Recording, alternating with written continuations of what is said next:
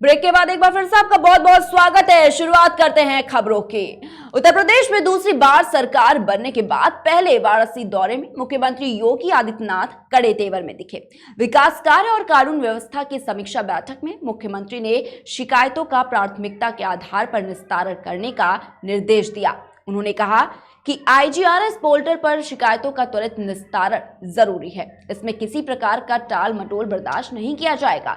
वहीं circuit house में हुई बैठक में मुख्यमंत्री ने कहा कि IGRS पोर्टल पर आई शिकायतों को देखने से ये लगता है कि अधिकारी उसका निस्तारण करने के बजाय केवल एक दूसरे पर निस्तारण की प्रक्रिया को टालते हैं। प्रार्थना पत्रों के निस्तारण को देखने से ये अभी प्रकाश में आता है कि संबंधित समस्याओं का निस्तारण नहीं होता, लेकिन पोर्टल पर अधिकारी उससे निस्तारण दिखा देते हैं। इस तरह की लापरवाही अब बर्दाश्त नहीं होगी। मुख्यमंत्री ने बैठक में अधिकारियों को अपनी छवि सुधारने की नसीहत भी दी। उन्होंने कहा कि पुलिस थानों में आम आदमी के साथ कुशल व्यवहार करना होगा। थानों में दलालों की कोई भूमिका नहीं चाहिए। पुलिस थाना, नगर निगम, तहसील, विकास खंड सभी अपने व्यवहार में सुधार लाएं और छवि भी सुधारें। उन्होंने विशेष रूप से अधिकारियों को निर्देशित किया कि वे अपने छवि को सुधार लें। वहीं ये देखने को मिलता है कि किसी भी घटना के बाद अधिकारी समय से और मौके पर नहीं पहुंचते। इससे शासन एवं प्रशासन की छवि धूमिल होती है। अधिकारी सूचना मिलते ही तत्काल मौके पर पहुंचे और सही जानकारी मीडिया को दे और सार्वजनिक करें। वहीं शाम काले और भीड़भाड़ वाले क्षेत्रों में फुट पेट्रोलिंग बढ़ाए जाने और मिशन शक्ति कार्यक्रम को केवल एंटी रोमियो तक सीमित न रखते हुए इस पर वृहद कार्रवाई का निर्देश भी सीएम योगी आदित्यनाथ ने दिया है।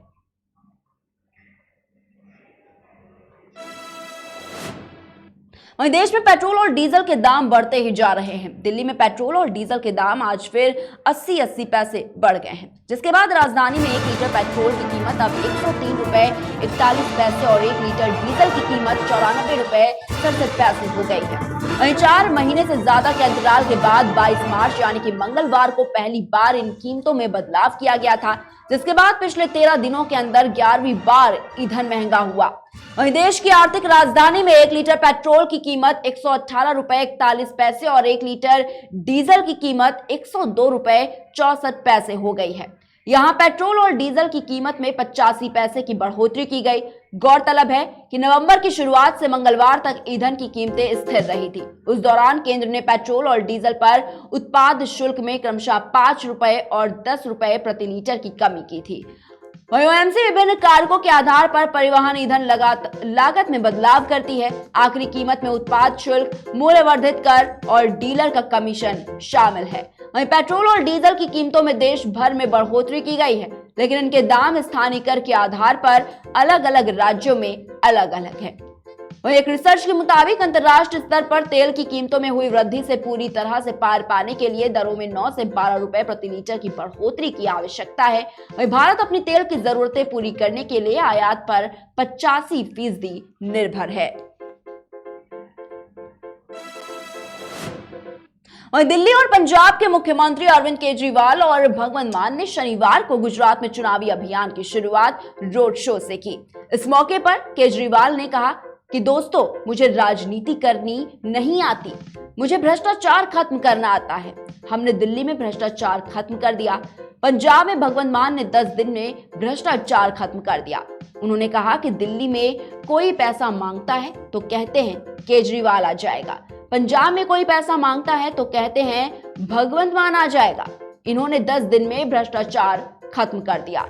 गुजरात में भाजपा को 25 साल हो गए, यहां पर भ्रष्टाचार खत्म नहीं हुआ। इस दौरान केजरीवाल ने कहा कि 25 साल सत्ता में रहने के कारण भाजपा अहंकारी हो गई है और लोगों को आम आदमी पार्टी को एक मौका देना चाहिए, जैसा दिल्ली और पंजाब के लोगों ने दिया। अहमदाबाद शहर के निकोल क्षेत्र स्थित खोडियार माता मंदिर में पूजा करने के बाद दोनों नेता रथ की शक्ल में तैयार एक ट्रक पर सवार हुए और 2 किलोमीटर लंबी दूरी में रोड शो किया। रोड शो के दौरान सड़क के दोनों तरफ आप कार्यकर्ता तिरंगा थामे अपने नेताओं का हौसला बढ़ा रहे थे। रोड शो को तिरंगा गौरव यात्रा नाम दिया गया था। रथ पर दोनों मुख्यमंत्रियों के अलावा गुजरात के आम आदमी पार्टी के नेता इसुदन गढ़वी और गोपाल इटालिया भी सवार थे। इससे पहले दोनों नेताओं ने साबरमती के गांधी आश्रम में राष्ट्रपिता महात्मा गांधी को श्रद्धांजलि अर्पित की। वहीं इससे पहले अरविंद केजरीवाल और पंजाब के मुख्यमंत्री भगवंत मान ने शनिवार को अहमदाबाद के साबरमती आश्रम का दौरा भी किया। दोनों गांधी जी की प्रतिमा पर नतमस्तक हुए और इस दौरान उन्होंने चरखा भी चलाया। केजरीवाल ने विजिटर्स बुक में लिखा कि आश्रम एक आध्यात्मिक स्थान है। ऐसा प्रतीत होता है जैसे यहाँ गांधी जी की आत्मा बसती है। यहाँ आकर आध्यात्मिक अनुभूति होती है।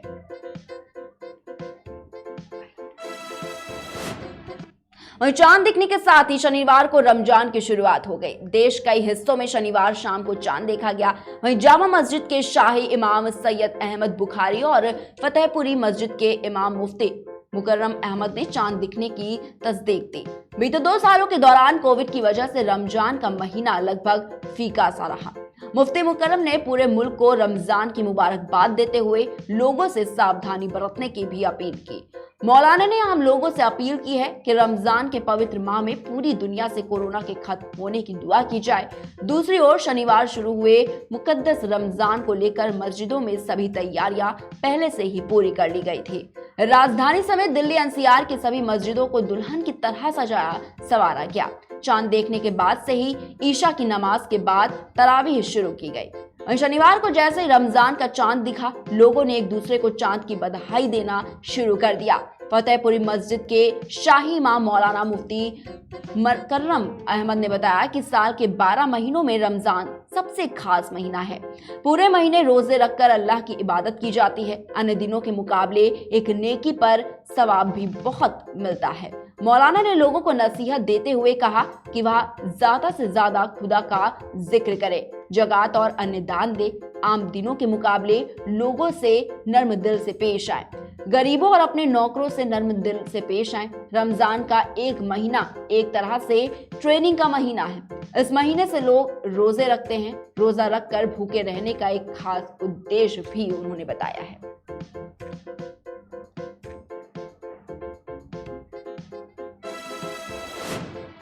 मणिपुर की सरकार मानवाधिकार कार्यकर्ता इरोम शर्मिला को उनके 16 साल के अफस्पा विरोधी आंदोलन के लिए सम्मानित करेगी।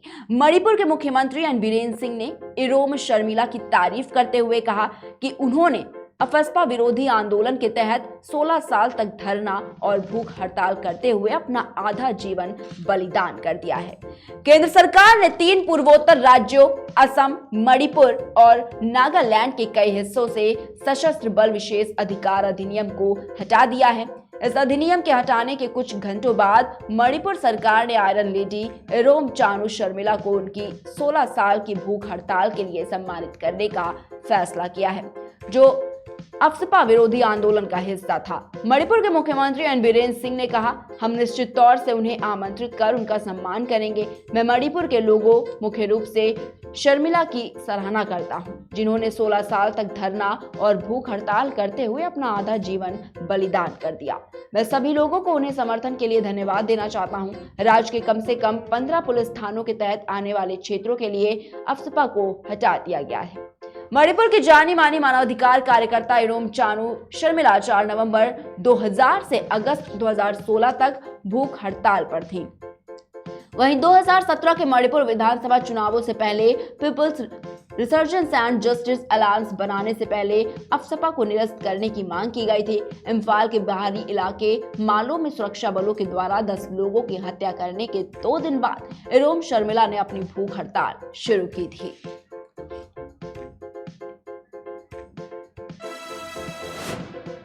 इमरान खान के राजनीतिक करियर के लिए आज का दिन बेहद ही खास है। आज वो नेशनल असेंबली में अविश्वास प्रस्ताव पर होने वाली वोटिंग का सामना करेंगे। काफी हद तक ये माना जा रहा है कि उनकी कुर्सी जानी तय है। इसकी एक बड़ी वजह यह भी है कि वो अपनी ही पार्टी के करीब 50 सदस्यों का समर्थन खो चुके हैं।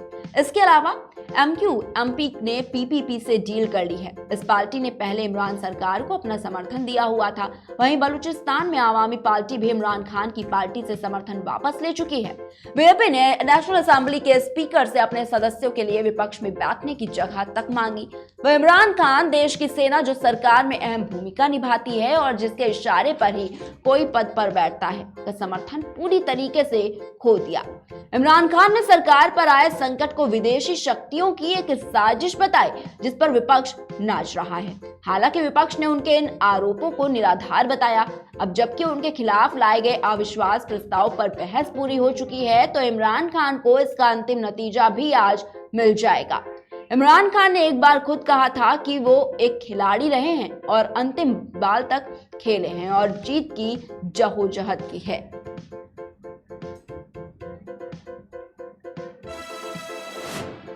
वहीं श्रीलंका में आपातकाल लगा दिया गया है। आर्थिक तंगी और बिजली कटौती के खिलाफ तेज होते विरोध प्रदर्शनों के बीच सरकार ने शनिवार शाम 5 बजे से सोमवार सुबह 6 बजे तक के लिए 36 घंटे के देशव्यापी कर्फ्यू की भी घोषणा की।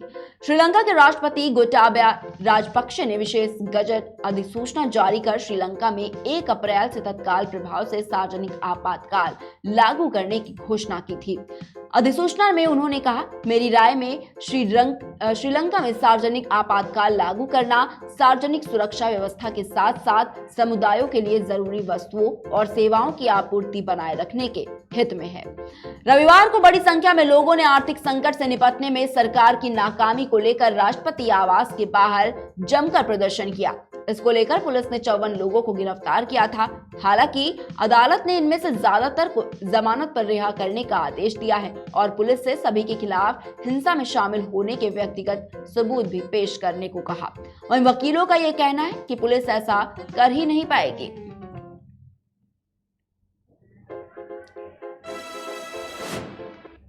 और श्रीलंका में आपातकाल लगाए जाने के बाद अब मौलिक अधिकारों का हनन होना शुरू हो गया है। जानकारी के मुताबिक आर्थिक संकट को लेकर बड़े पैमाने पर विरोध प्रदर्शन शुरू करने की योजना बनाने की खबरें सामने आने के बाद से ही श्रीलंका के राजपक्षे सरकार ने सभी तरह के सोशल मीडिया प्लेटफॉर्म्स पर पूर्ण पाबंदी लगा दी है। इसके अलावा राजपक्षे सरकार ने शनिवार को आदेश दिया कि खराब आर्थिक संकट को लेकर सरकार विरोधी रैली से पहले सरकार द्वारा लगाए गए 36 घंटे के कर्फ्यू के दौरान किसी को भी बिना अनुमति के सार्वजनिक स्थानों पर नहीं जाने दिया जाए।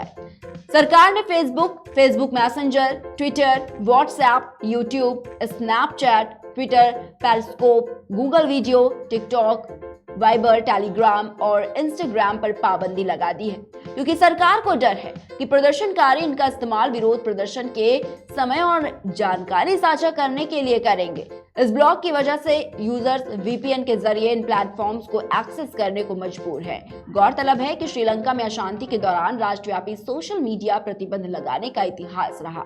देश में मौजूदा स्थिति, सार्वजनिक सुरक्षा और कानून व्यवस्था के मद्देनजर और समुदाय के जीवन के लिए आवश्यक आपूर्ति और सेवाओं के रखरखाव को ध्यान में रखते हुए राष्ट्रपति ने आपातकाल लगा दिया। राष्ट्रपति ने एक गजट जारी कर आपातकाल लागू किया है।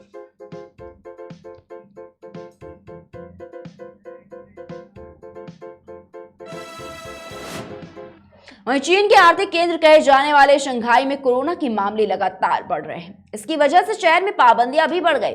शहर में पहले से ही डबल स्टेज लॉकडाउन जारी है और ऐसे में अब लोगों का भी समय जवाब देने लगा है। इसकी एक बड़ी वजह शंघाई में कोविड-0 पॉलिसी का लागू होना भी है। मीडिया रिपोर्ट्स के मुताबिक ऐसे में अब लोगों ने इस लॉकडाउन का विरोध भी करना शुरू कर दिया। चीन में बीते दिन रिकॉर्ड संख्या में कोरोना के नए मामले सामने आए। गौरतलब है कि पूरी दुनिया में शंघाई की पहचान एक ग्लोबल फाइनेंशियल हब की है। ग्लोबल टाइम्स की ये रिपोर्ट्स आपको बता दें, जहां पर एक जानकारों का ये मानना है कि शंघाई में बड़ी संख्या में कोरोना के मामलों का सामने आना खतरे का संकेत है। जानकारों के मुताबिक यहाँ का हाल चीन के वुहान से भी अधिक खतरनाक हो सकता है। हालांकि इन जानकारों का यह भी कहना है कि मामलों की गंभीरता यहाँ पर वुहान की तरह इस बार नहीं होगी। शंघाई में कोरोना के लगातार बढ़ते मामलों ने प्रशासन की भी चिंता बढ़ा दी। स्थिति को देखते हुए सरकार ने मास स्क्रीनिंग का दायरा बढ़ाने की प्रक्रिया फिर से शुरू कर दी है। बीते 24 घंटे के दौरान यहाँ पर कोरोना के जितने मामले सामने आए हैं वो पिछले 3 दिनों के दौरान सामने आए मामलों से काफी अधिक है। शंघाई नगर निगम के कमिश्नर ने एक प्रेस कॉन्फ्रेंस में बताया कि सरकार अधिक जांच कर रही है, इसकी यही वजह है कि मामले सामने आ रहे हैं।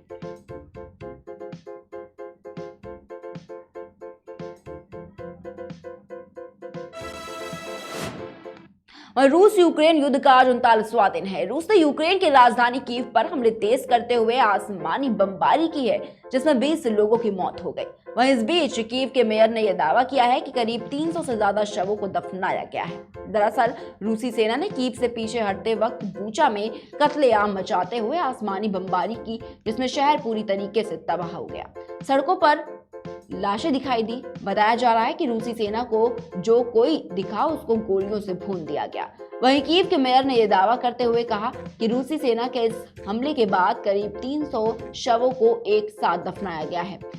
कीव में जंग कवर करने गए यूक्रेनी पत्रकार का भी शव मिला है। बताया जा रहा है कि 19 दिन से लापता थे, जिसका शव शुक्रवार को बरामद किया गया। वह सबके बीच यूक्रेन की इकोनॉमी को लेकर राष्ट्रपति जेलेंस्की ने कैबिनेट मीटिंग बुलाई। युद्ध के बीच में यूक्रेन के आर्थिक सुधारों पर चर्चा की गई। बैठक का वीडियो भी जारी किया गया। वहीं जेलेंस्की कह चुके हैं कि नाटो ने यूक्रेन को सदस्य न बनाकर गलती की है। इससे यह साफ हुआ कि नाटो से भी जेलेंस्की का पूरी तरह से मोहभंग हो चुका है।